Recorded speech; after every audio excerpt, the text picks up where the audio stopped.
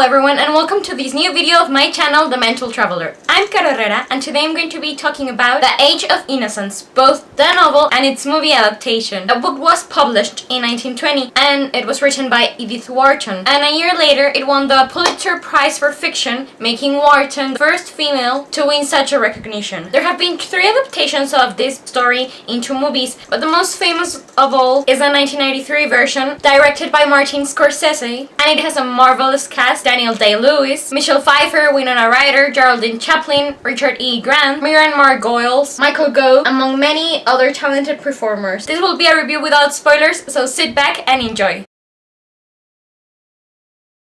I can remember the first time I saw The Age of Innocence, but I must have been pretty young. But I have always loved it, even when I was little and I didn't quite grasp everything that was going on. But since I love period dramas and the actors in this movie, there were just so many elements to entertain me at first. Costumes, the performances, the love story, the time period. So yes, I even adore its trailer. Anyways, I bought the book years ago but had never read it until last week. I was a bit hesitant about it because even though I knew Edith Wharton was a very acclaimed writer, I'd heard people telling me that her writing was a bit slow, and you can sort of see this in the film because the director was just really careful to include every tiniest detail from the novel to the film to make us really step into that time point in history. Anyways, funnily enough, I decided to finally give that book a chance because I write fan fiction, and my most recent one, people told me they were reminded of Edith Wharton with my writing. So let's see what I thought about it.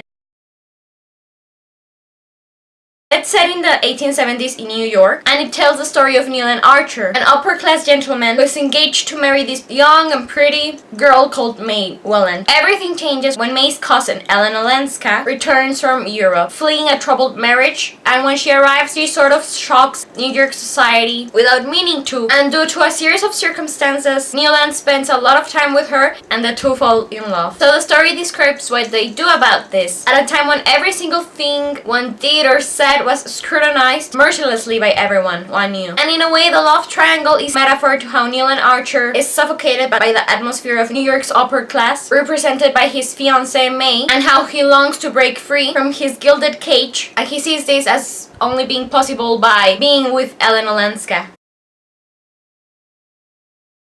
I give the novel a 4 out of 5 stars review and the movie a 5 out of 5 stars review. I loved the book and I thought that the chapters actually read really easily for me. But in truth, I've seen the movie so many times, it just has a way more special place in my heart. But I found that the film followed the book really closely, because no matter the depth of emotion Edith Wharton may manage to convey, or the scope of details she writes, so I find that the movie is so well done that the performances and settings were running through my mind as I read the novel. Anyways, without further comparing it, I thought it's funny that I love the Age of Innocence so much because I only really like love triangles when it's about a woman having to decide between 2 men, and yet here the man is the one that has to decide between 2 women. But I don't know, I just really like it. There is indeed an innocence to the love affair. I also like the historical setting of The Age of Innocence because Gone with the Wind is my favorite novel and movie of all times, and it's interesting to compare what the Yankees were doing about 10 years after the Civil War, because it's interesting to compare how the upper class of New York lived when the South was facing Reconstruction. In any case, the love story is told in a way that stands out from the page and is believable. It hurt me and made me smile, and it made my heart ache. It has very powerful, subtle scenes, like when Neil kisses Ellen's toe, or when he buys her yellow flowers, and I just love to find such moments and analyze them and find their inner, deeper meaning, enough to convey to the reader or the people watching the movie how much these 2 people feel for each other. Anyways, for the moment, this is all I have to say about Age of Innocence, that book and the movie. I hope you enjoyed this video. Please let me know if you did or if you didn't, because I would love to discuss everything I said about it, or if I missed something, point it out to me. In the description box below you can find the IMDb page for the movie,